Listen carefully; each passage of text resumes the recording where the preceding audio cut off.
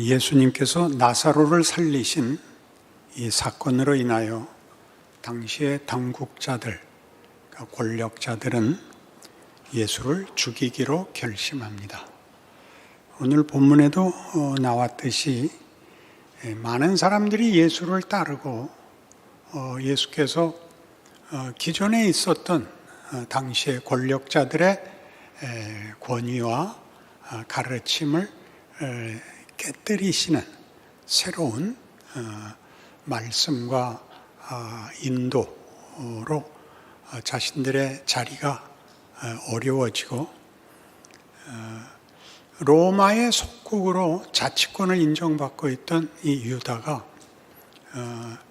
이 일로 인하여 이스라엘 자치권을 쥐고 있는 당국자들의 지위를 해제하고 직접 통치를 하러, 말하자면 이런 종교적 어떤 세력이 로마의 통치에 장애가 되지 않을까 하는 두려움이 험한 결과를 가져올 것이다. 물론 당국자들의 개인적인 이해관계가 깊이 들어있지만 그런 명분으로 예수를 죽이기로 합니다. 죽은 자를 살리시는 권세, 그 전에도 여러 기적에서 봤듯이 물로 포도주를 만들 수 있고 오병이어의 기적을 일으킬 수 있고 죽은 자를 살리고 문둥병자를 고치고 귀신을 내어 쫓고 하는 일들을 보고도 세상이 내린 결론은 그를 죽이는 것이 자신들이 사는 방법이라고 생각합니다. 그리고 이 생각은 우리에게는 본성적인 생각이라서 예수를 믿고 난 후에도 이 생각과 부활과 영생의 새로운 질서와의 대립과 갈등과 고민이 계속됩니다. 그래서 이 문제를 여러분들 예수님께서 죽기를 기꺼이 원하셨느냐 하면 겟세마네의 기도를 생각해 볼 때 아버지여 할 수 있으면 이 잔을 내게서 비켜주시옵소서라고 기도하시고 그 기도하는 것이 얼마나 처절했는지 천사가 와서 도왔습니다. 그러니까 그 기도를 들으신 아버지께서 예수님의 기도에 호응하지 않으시고 더 가자고 얘기한 장면이 겟세마네의 그 사건이라고 말씀드릴 수 있습니다. 바로 이런 어떤 우리의 생각을 전복시키는 것, 우리가 기대하는 쉽게 얘기해서 만사형통한 사필귀정인 이런 쉬운 심는 대로 거두고 그리고 인과응보적인 논리를 도덕과 명분으로 채색해서 기독교를 이해하지 마시고 그런 질서들이 깨져나가는 것을 분명하게 알아야 됩니다. 우리가 아는 질서들이 깨지는 것은 그것이 필요 없기 때문이 아니라 그것으로는 다 담을 수 없는 질서와 내용이 있다는 얘기를 하고 싶은 것이 성경의 증언입니다. 그러니까 이런 식의 우리의 예상과 전혀 다른 새로운 질서, 새로운 논리를 성경은 매우 강조하고 있습니다. 예를 들면 우리 잘 아는 스데반의 죽음 장면에서 사도행전 7장을 잠깐 찾아보시면 긴 설교 끝에 스데반이 이런 결론을 내립니다. 51절, 사도행전 7장 51절. 목이 곧고 마음과 귀에 할례를 받지 못한 사람들아, 너희도 너희 조상과 같이 항상 성령을 거스르는도다. 너희 조상들이 선지자들 중에 누구를 박해하지 아니하였느냐? 의인이 오시리라 예고한 자들을 그들이 죽였고 이제 너희는 그 의인을 잡아준 자여 살인한 자가 되나니 너희는 천사가 전한 율법을 받고도 지키지 아니하였도다. 이 상대방은 말하자면 바울이죠.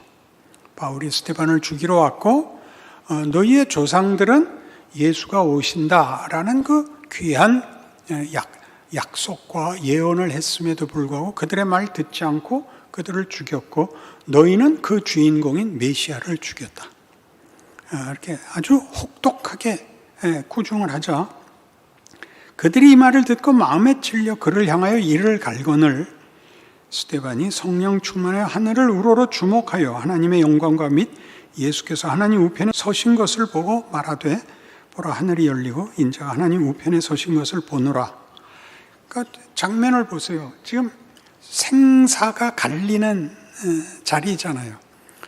안쪽은 스데반을 죽이러 왔고 스데반은 저들에게 너희가 잘못하는 거고 너희는 천벌을 받아 마땅하다 이 바보들아 하는 장면이잖아요. 하늘이 열리고 예수께서 서십니다. 재판장이시죠 지금. 재판장으로 서셔서 스데반 보고 네가 죽어라 그런다니까요. 판결이. 우리는 여기가 아주 자기 좋게 이렇게 섞여서 스데반이 여기서 복을 받은 것처럼 하나님의 영광이 드러났다고 쉽게 얘기한단 말이죠. 하나님의 영광이 지는 모습으로 죽는 것으로 틀린 자리로 보이는 곳에다가 담았다라고 얘기한다고요. 여러분 제일 신앙생활에서 어려운 게 뭐죠? 이해가 되지 않는 거잖아요. 여러분의 이해의 근거와 질서는 뭐죠? 잘한 사람이 복을 받아야 되잖아요. 그러니까 잘한 사람이 예수님 스스로 하는 재판에서 판결에서 네가 죽어라를 당한다니까요. 싫죠? 이게 성경이 하는 희한한 여태껏 우리가 몰랐던 어떤 질서가 기존의 질서를 깨는 정도가 아니라 덧씌우고 있단 말이죠. 덧씌우고 있다고요. 늘 이런 표현을 쓰죠. 조용필 무대를 봤어. 그럼 뭘 본 거라고요? 조용필의 공연을 본 거죠. 무대가 전부가 아니라 무대 위에서 공연을 하잖아요. 그러나 말을 조용필 무대를 봤어. 근데 그걸 잘못 알아듣고 무대를 튼튼하게 만들고 깨끗하게 만들고 아무도 못 올라오게 하는 게 전부가 됐고 그 무대 위에서 공연을 한다는 것. 공연을 하면 무대는 쓸모없다. 그렇게 얘기하는 게 아니라는 것을 우리는 기독교 신앙이 도대체 어떤 질서, 어떤 새로운 기적을 우리에게 주었고 요구하고 있는가를 현실과 융합시키지 못하고 있단 말이죠. 그러니까 이런 어떤 모순, 어떤 전복적 얘기는 성경에 아주 중요한 대목마다 나와요. 바울 얘기 하나 갖고 우긴다. 그럴 수 없죠. 더 나가보죠. 로마서 9장 9절. 약속의 말씀은 이것이니 명년 이때 내가 이르리니 사라에게 아들이 있으리라 하심이라. 그뿐 아니라 또한 리브가가 우리 조상 이삭 한 사람으로 말미암아 임신하였는데 그 자식들이 아직 나지도 아니하고 무슨 선이나 악을 행하지 아니한 때에 택하심을 따라 되는 하나님의 뜻이 행위로 말미암지 않고 오직 부르시는 이로 말미암아 서게 하려 하사 리브가에게 이르시되 큰 자가 어린 자를 섬기리라 하셨나니 기록된 바 내가 야곱은 사랑하고 에서는 미워하였다 하심과 같으니라. 그런즉 우리가 무슨 말을 하리요? 하나님께 불의가 있느냐? 그럴 수 없느니라. 모세에게 이르시되 내가 긍휼히 여길 자를 긍휼히 여기고 불쌍히 여길 자를 불쌍히 여기리라 하셨으니 그런즉 원하는 자로 말미암음도 아니요 다른 박질하는 자로 말미암음도 아니요 오직 긍휼히 여기시는 하나님으로 말미암음이니라. 성경이 바로에게 이르시되 내가 이 일을 위하여 너를 세웠으니 곧 너로 말미암아 내 능력을 보이고 내 이름이 온 땅에 전파되게 하려 함이라 하셨으니 그런즉 하나님께서 하고자 하시는 자를 긍휼히 여기시고 하고자 하시는 자를 완악하게 하시느니라. 이삭을 낳을 때 낳을 수 없는 자에게 이삭을 주셨고 에서와 야곱이 쌍둥이로 나는데 하나님이 처음부터 에서가 아니라 야곱의 편을 드셨다. 그런 얘기입니다. 그리고 그것이 모세가 출애굽을 위하여 보냄을 받았을 때 바로의 역할과 모세의 역할이 바로 그렇게 하나님이 작정하신 뜻에 의해서 둘이 출애굽이라는 사건을 연출해낼 수 있었다. 그렇게 얘기합니다. 자, 모세가 우리는 주인공이니까 모세의 입장에서 보십시오. 출애굽 사건을 모세를 미화하거나 모세를 영웅화하는데 성경은 관심이 없습니다. 모세는 때가 이르기 전에 일어났다가 40세에 골기했다가 실패했고 쫓겨나서 도망갈 때가 아무도 손이 미치지 않는 미디안 광야밖에 없었고 거기서 40년의 세월 동안 그저 늙고 다 잊고 체념도 넘어선 자리에 갑니다. 그때 부름을 받죠. 완강히 저항했던 것은 여러 번 인용했습니다. 하나님 당신은 누구시길래 이를 이렇게 하십니까? 라고 항의하고 못 간다고 우기고 끝까지 버텨서 하나님이 아론도 붙여주고 그리고 화도 내셔서 할 수 없이 이제 바로 앞에 섭니다. 그리고 10가지 재앙을 베풀게 되죠. 모세가 10가지 재앙을 베풀어서 바로를 항복시키지 않습니다. 바로는 매번 그 큰 재앙에 지면서도 그의 권력을 유지하고 있어서 그 다음 재앙이 필요한 그 권력의 자리에서의 그 힘을 씁니다. 다시 안 된다. 또 다시 안 된다. 10번이나.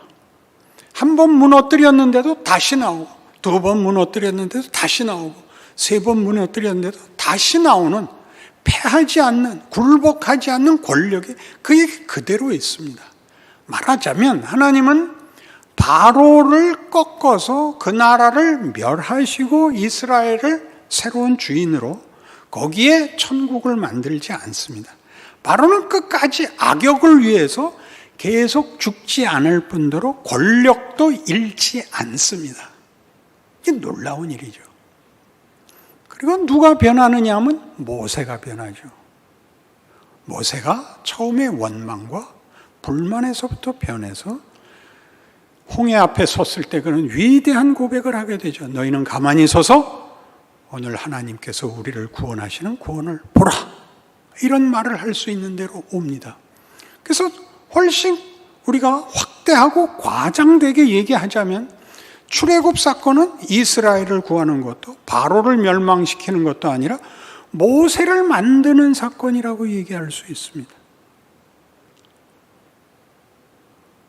그러니까 하나님께서 도대체 이 일을 이스라엘을 구하기 위해서 10가지 재앙을 내릴 수 있으면 그 나라를 멸하고 이스라엘에게 정권을 넘겨줘야 되는데 그들은 어차피 거기서 살지 않고 쫓겨나는 형태로 나와야 되고 광야로 들어가야 되는 것입니다. 그리고 그 광야 생활을 모세는 충성스럽게 하게 됩니다. 백성들이 불만과 원망과 거부를 소리칠 때마다 하나님이 진노를 발하실 때마다 모세가 중재자가 됩니다. 하나님 뭘 그러세요? 여태껏 참으셨는데 이제 와서 화내시면 앞에 게 다 손해잖아요. 하나님 외려 하나님이 모세를 달래는 게 아니라 모세가 하나님을 달래는, 즉 하나님의 일하심에 대해서 깊은 이해의 경지에 간 인물을 그리고 있습니다. 그리고 모세는 자기가 잘못하지 않았는데 백성들이 가나안을 못 들어가게 되는 결국에 왔을 때 하나님의 깊은 배려로 그는 그들과 함께 광야에서 죽을 수 있고 그것을 영광과 명예로 이해하게 됩니다. 우리의 인생을 보십시오. 우리가 불만으로 여기는 세상 권력과 죽음의 공포와 위협과 유혹은 꺾어도 다시 일어나서 덮쳐서 우리를 결국 죽음으로 몰 겁니다. 그러나 그 죽음은 패한 것도 아니고 끝난 것도 아니라 그것이 오히려 부활의 문을 열고 우리가 기대하고 우리가 심고 거두기를 바란 것보다 더 큰 것을 거두는 하나님의 기이한 권능이 될 것입니다.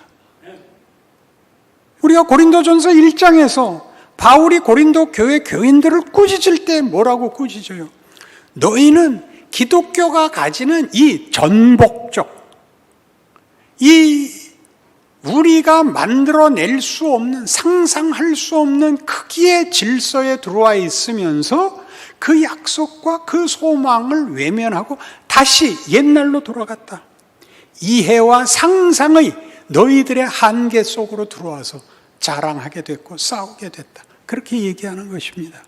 거기서 십자가를 뭐라고 소개했었는가 기억해 보십시오.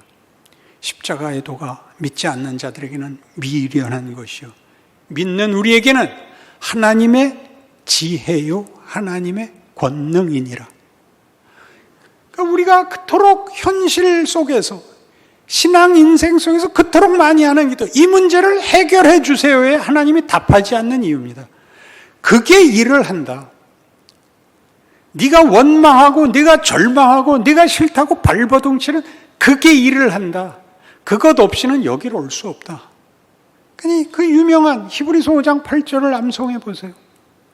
그가 아들이시라도 받으신 고난으로 순종함을 배워서 온전하게 되셨다. 얼마나 굉장해. 고난은 온전하게 되는데 필수적인 과정인 거예요. 우리가 해야 될 길은 순종하라는 거예요. 순종은 굴복이거나 끌려가는 게 아니라 믿음을 가지라는 거죠. 우리의 불만족의 하루, 우리의 원망의 지금들이 하나님이 일을 하고 있는 것이다. 모세에게서 그랬어요. 하나님, 당신은 누구세요? 당신 이름은 뭐예요? 나는 스스로 있는 자니라. 나는 하나님이기를 중단하는 적이 없는 하나님이니라. 지난 40년이 일을 한 시간이란다. 네 현실, 네 억울함이 내가 하는 일이란다. 발버둥을 쳐 믿음을 가지고 이게 뭘 만드는지 따라와봐. 그렇게 얘기하는 게 기독교죠. 바로는 뭐예요?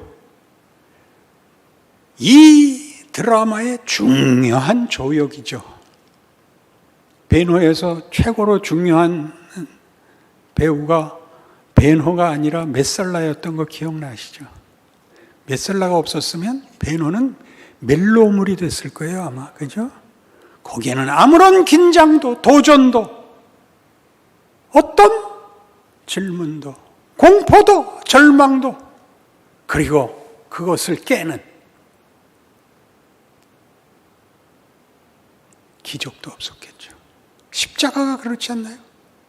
우리의 눈으로는 모든 것이 망하고 끝장인 곳에다가 하나님은 그 최고의 목적을, 결과를 담아놨다 그러는 것이죠. 그러니까 우리는 내가 아무래도 좋아? 이래도 정말 괜찮은 거야? 라는 그 모든 것을 믿음 안에 끌어안으셔야 돼요. 여러분이 전지전능하라 그러지 않아요. 울어야 되는 게 있고 후회해야 되는 게 있어요. 그게 일을 해요. 늘 얘기하듯이 겸손은 자기가 모든 사람보다 못났다는 것을 경험하지 않은 사람은 겸손하지 못해요. 겸손을 떨 수는 있어도 겸손하진 않아요. 정직은 거짓말을 안 하는 게 아니라 비난하지 않는 거예요. 좋은 말 하는 거예요. 그게 정직이에요. 사람은 사람의 존재를 존중해야 되고 내가 그를 비난할 자리에 있지 않다. 각각의 지위와 신분이 다 고급하다, 중요하다고 믿는 것, 거기에 대하여 반응하는 것, 예의라고 보통 하는 것, 그게 정직입니다. 정직하기 어렵죠. 엘리야도 있어요. 엘리야는 북왕조 이스라엘의 아합 왕 때의 선지자입니다. 아합은 최고의 악왕으로 기록되어 있고 그가 악하다고 하는 것은 이스라엘 백성들을 전부 바알 우상 앞에 끌고 간 장본인이기 때문에 열왕기에서 아합은 최고의 악왕의 중심에 있습니다. 그때 엘리야를 보내죠. 엘리야는 고생 많이 합니다. 아합을 꾸짖어야 하고, 그래서 아합이 엘리야를 죽이려고 하고 피난 다녀야 되고 숨어 살아야 하고, 하나님은 북왕조 이스라엘에 분노하셔서 3년 6개월 동안 비를 안 내리십니다. 그래서 이스라엘 온 땅이 신음하게 되는데, 기가 막히게도 그 저주를 한 엘리야 탓이라고 생각을 하지, 자기네들이 하나님을 외면하고 바알을 섬겨서 벌을 받고 있다고 아무도 생각하지 않습니다. 그리고 어떻게 해서든지 하나님 믿는 자들을 다 죽여서 나중에 엘리야가 느끼기에 자기 하나만 남은 것 같은 때, 그쯤에 하나님이 갈멜산으로 인도합니다. 바알과 하나님 사이에서 이스라엘 백성 앞에 누가 참 신인가 증명을 하는 전투가 벌어지죠. 각각 제단을 쌓고 제물을 놓고 자기 신에게 빌어서 어느 신이 그 제물을 연납하는가 보자 하는 싸움에 당연히 아합도 왔고, 바알의 제사장들도 잔뜩 왔고, 450명의 바알 제사장들과 엘리야는 혼자이고 많은 백성이 와서 지켜보는 가운데 바알과 바알을 섬기는 그의 제사장들의 제물은 연락되지 않습니다. 그들은 자기 몸을 찢고 바알을 부르고 별짓을 다 하지만 아무런 반응이 없고, 이제 두 번째 엘리야가 제단을 쌓고 제물을 드리고 기도하자 하늘로부터 불이 내려와 그 제단을 핥고 그 제물을 받습니다. 그래서 모든 백성이 하나님만이 유일한 우리의 하나님이시다, 바알 제사장들을 다 쳐 죽이고, 아합은 놀래서 궁으로 돌아가는데 비가 오죠. 3년 반 동안 다쳤던 비가 옵니다. 엘리야가 너무 신이 나서 그 마차 앞에서 뛰어 들어갑니다. 말이 모는 마차 앞에서 뛰어 사마리아 궁에 뛰어 들어갑니다. 이제는 하나님의 세상이 됐다. 이제는 정당한 나라가 될 것이다. 악의 근본 본거지인 이 궁이 멸망하리라 들어왔는데, 이세벨이 딱 아직도 막강한 세력을 가지고 이렇게 꾸짖죠.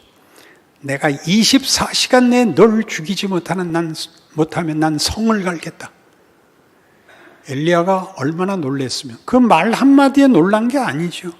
그 폭력이, 그 세력이 아무런 해도 입지 않고 있더라고요. 제가 예전에 그렇게 말하곤 했는데, 저 백두산에서 사이판까지 도망갑니다. 거기 시내산, 그 열왕기에서는 다른 이름인 호렙산으로 명명된 산에 굴에 가서 지쳐 빠져 죽여주십시오가 되죠. 하나님이 찾아와 묻습니다. 엘리야야, 엘리야야, 네가 어찌 여기 있느냐? 하나님 왜 여기 있겠어요? 다 죽고 나마저 찾는데 이제 끝장 다 봤잖아요. 엘리야야, 너 내일 아침 굴 앞에 나와라. 내가 너를 만나주마. 굴 앞에 나오자 지진이 일어나고 불이 지나가고 바위를 쪼개는 바람이 지나가는데 거긴 하나님이 안 계시고, 그 후에 세미한 음성 가운데 하나님이 등장하십니다. 엘리야야, 엘리야야, 네가 왜 여기 서 있느냐? 하나님, 모든 하나님 믿는 자를 다 죽이고 나만 홀로 남아서 이제 내가 목숨을 구하기 위하여 여기 섰습니다. 그러냐 엘리야야, 너는 이제 내려가서 하사엘을 만나 아람 왕으로 세우고, 예후를 만나 그를 북왕국 왕으로 세우고, 그리고 엘리사를 만나서 내 후임을 삼아 선지자로 세워라. 그게 답니다.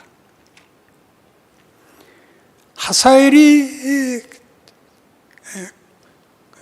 앉게 되는 권좌, 아람 왕이란 우리 지리적 형편으로 보면 과장해서 중국 왕이 되는 거고,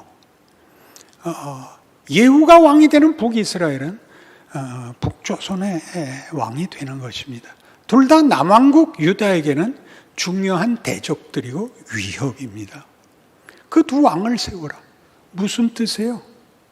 이 역사가 계속되어야 된다요. 나 일하고 있다. 이 컨텍스트가 본문이 아니다. 겁내지 마라. 너 같은 충성된 자를 많이 만드는 게 네가 할 일이 아니고 그 나라들을 계속 이어가고 네가 할 일은 엘리사에게 맡기면 엘리사가 계속해서 일을 할 거다. 내가 일하고 있다. 하사엘이 왕이 된 것, 예후가 왕이 된 것, 그 나라들이 강성해지는 것, 이런 것들은 본질적으로는 큰 문제일 수 없다. 내가 일하고 있다. 걱정 말고 너 죽어라. 그래서 다 왕 세우고 엘리사하고 병거 타고 올라갔죠.